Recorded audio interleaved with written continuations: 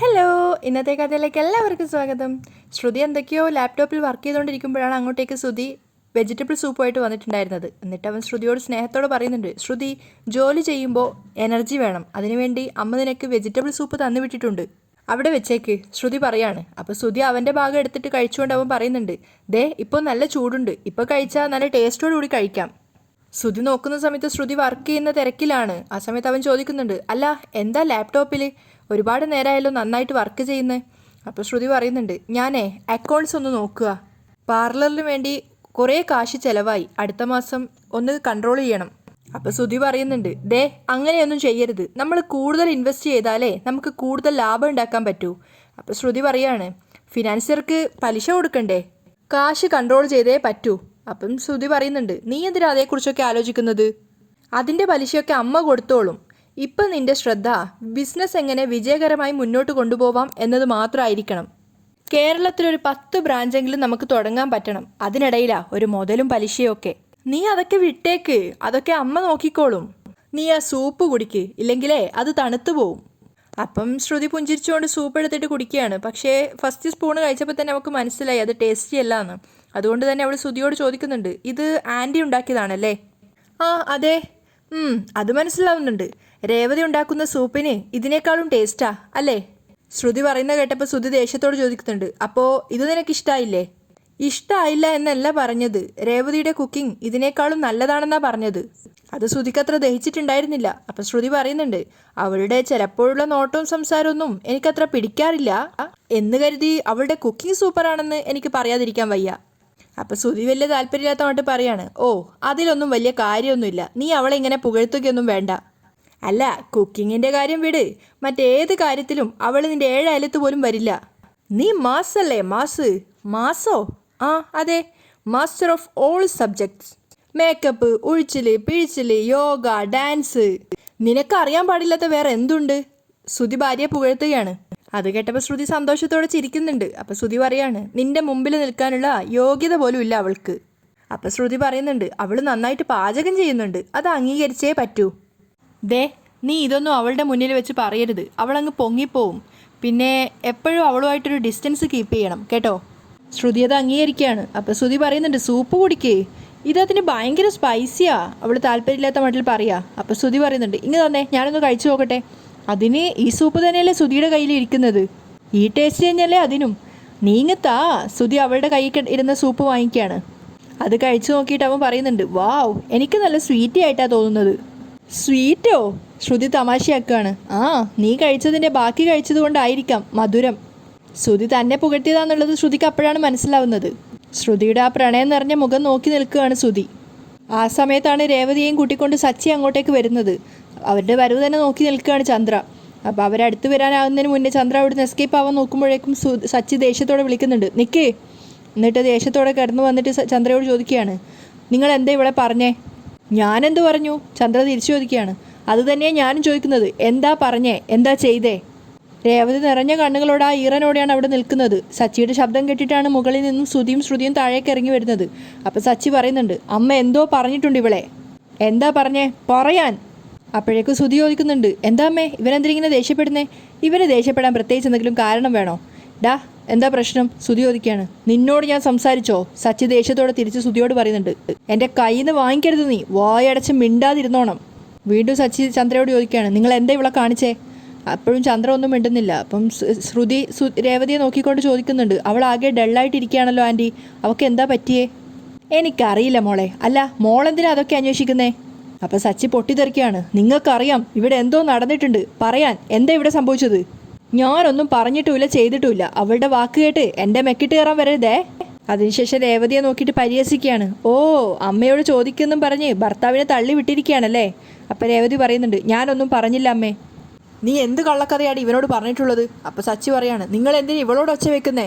ഓ, അവളൊന്നും പറഞ്ഞില്ല അത്രേ, പിന്നെ എന്തിനാടാ എന്ത് പറഞ്ഞു എന്ത് ചെയ്തു എന്നും പറഞ്ഞ് എന്നോട് വന്ന് ചോദിക്കുന്നേ? ഇവളുടെ മനസ്സ് വിഷമിച്ചിട്ടുണ്ട്, ഇവളെ കരയിപ്പിക്കുന്നതാണല്ലോ നിങ്ങളുടെ സന്തോഷം. നിങ്ങൾ എന്തോ പറഞ്ഞിട്ടുണ്ടെന്നുള്ള കാര്യം ഉറപ്പാ. അത് കേട്ടതും ചന്ദ്രക്ക് മനസ്സിലായി എന്തായാലും അവളൊന്നും പറഞ്ഞിട്ടില്ലാന്ന്. അപ്പം ചന്ദ്ര പറയാണ്, ദേ, ഊഹം വെച്ചിട്ട് എൻ്റെ മെക്കിട്ട് കയറാൻ വരരുതേ.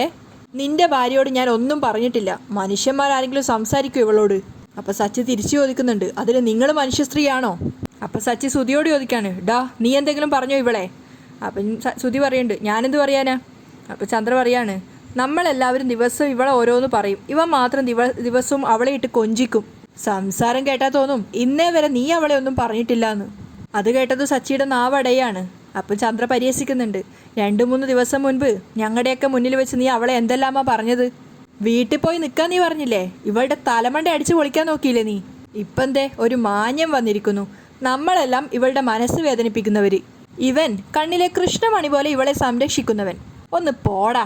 എന്തായാലും നീ കരയിപ്പിച്ച അത്രയും ഞങ്ങളാരും ഇവളെ കരയിപ്പിച്ചിട്ടില്ല.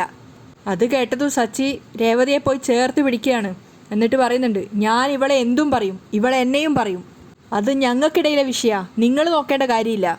പക്ഷേ നിങ്ങൾ ഇവളെ എന്തെങ്കിലും പറഞ്ഞാ ചെയ്താ ഞാൻ ചോദിച്ചിരിക്കും.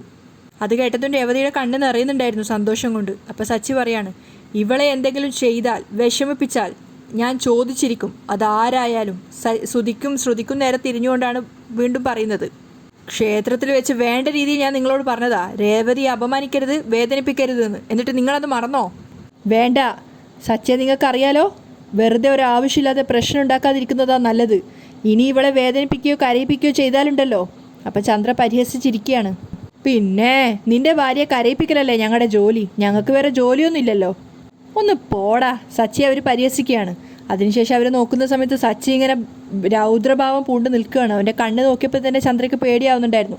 അതുകൊണ്ട് തന്നെ അവർ വേഗം വിഷയം മാറ്റാനായിട്ട് ശ്രുതിക്ക് നേരെ തിരിയാണ്. ശ്രുതി, മോള് പുറത്തു പോകണം, എന്തൊക്കെയോ വാങ്ങിക്കണം എന്നൊക്കെ പറഞ്ഞിരുന്നില്ലേ, നമുക്ക് പോവാം, പെട്ടെന്ന് റെഡിയായിട്ട് വാ.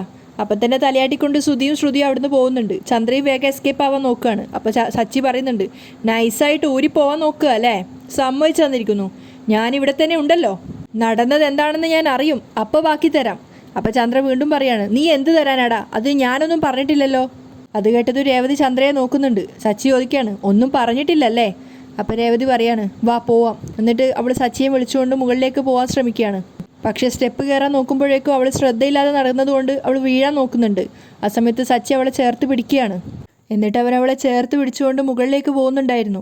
പക്ഷെ അത് കണ്ടുകൊണ്ട് നിന്ന ചന്ദ്രയ്ക്ക് ശരിക്കും പേടിയാണ് തോന്നുന്നത്. കാരണം സച്ചി രേവതിക്കൊപ്പം നിന്ന് കഴിഞ്ഞാൽ പിന്നെ രേവതിയെ ഭരിക്കാനാവില്ല എന്നുള്ളത് ചന്ദ്രക്ക് അറിയാവുന്ന കാര്യമാണ്. മുറിയിലെത്തിയതും രേവതി അവിടെ ബെഡിലിരുത്തിയിട്ട് സച്ചി വാതിൽ ലോക്കുകയാണ്. അതിനുശേഷം അവളോട് വീണ്ടും ചോദിക്കുന്നുണ്ട്, രേവതി ഇനിയെങ്കിലും ഒന്ന് പറ, എന്താ നടന്നത്, അമ്മ നിന്നെ എന്താ പറഞ്ഞത്? അപ്പോൾ രേവതി തലതാഴ്ത്തിയിരിക്കുകയാണ്. എന്നിട്ട് അവൾ പറയുന്നുണ്ട്, ഒന്നും നടന്നിട്ടില്ല, നിങ്ങൾക്ക് ജോലിക്ക് പോകേണ്ടതല്ലേ, ചെല്ല്. അപ്പോൾ സച്ചി അവളുടെ അടുത്തിരുന്നിട്ട് ചോദിക്കുകയാണ്, രേവതി നീ എന്തിനാ ഭയക്കുന്നത്? ഭയമൊന്നുമില്ല, ഇവിടെ ഒന്നും നടന്നിട്ടൊന്നുമില്ല, അവരൊന്നും പറഞ്ഞിട്ടുമില്ല. എനിക്ക് എന്താണെന്നറിയില്ല, മനസ്സ് ശരിയല്ല, എന്തോ പോലെ, അതാ ഞാൻ ക്ഷേത്രത്തിൽ പോയത്. രേവതി വേഗം സച്ചിയുടെ മുന്നിൽ നിന്ന് മാറാൻ ശ്രമിക്കുകയാണ്. അപ്പം തന്നെ സച്ചി പറയുന്നുണ്ട്, നിൽക്ക്, അമ്മ നിന്നെ എന്തോ പറഞ്ഞിട്ടുണ്ട്, അതെന്താണെന്നാണ് ഞാൻ ചോദിച്ചത്, കള്ളം പറയാൻ നോക്കണ്ട.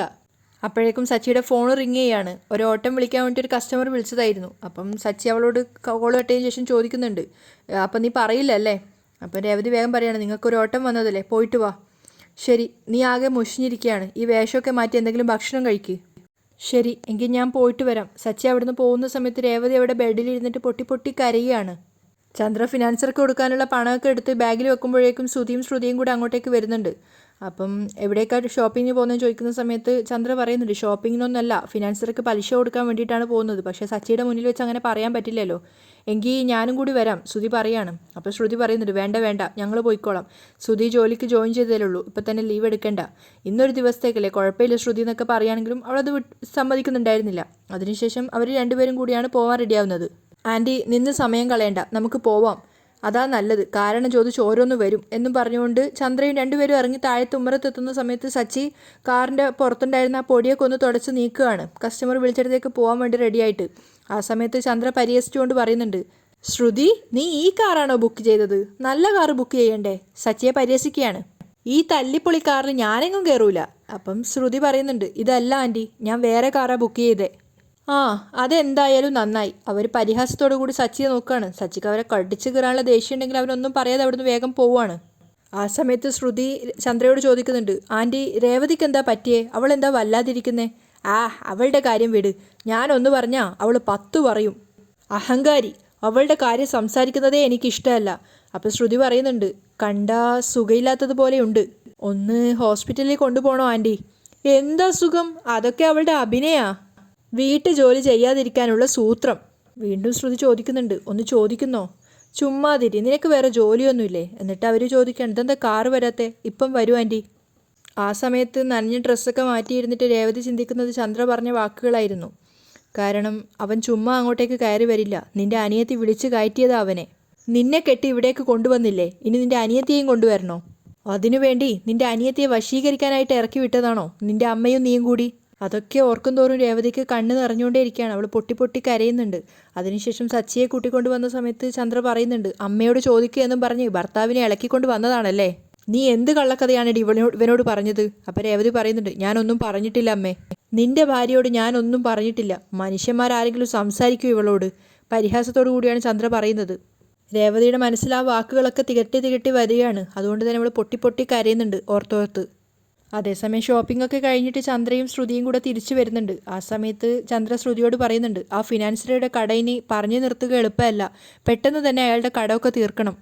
അതൊക്കെ തീർക്കാൻ പറ്റുമോ ആൻറ്റി? ആൻറ്റി അത് തന്നെ ഓർത്ത് ചുമ്മാ മനസ്സ് വിഷമിപ്പിക്കാതെ. ശ്രുതി തിരിച്ചു പറയാണ്, എനിക്കെന്ത് വിഷമം? എൻ്റെ കൂടെയുള്ളത് മോളല്ലേ, പണക്കാരനായ ഒരു അച്ഛൻ്റെ മോള്.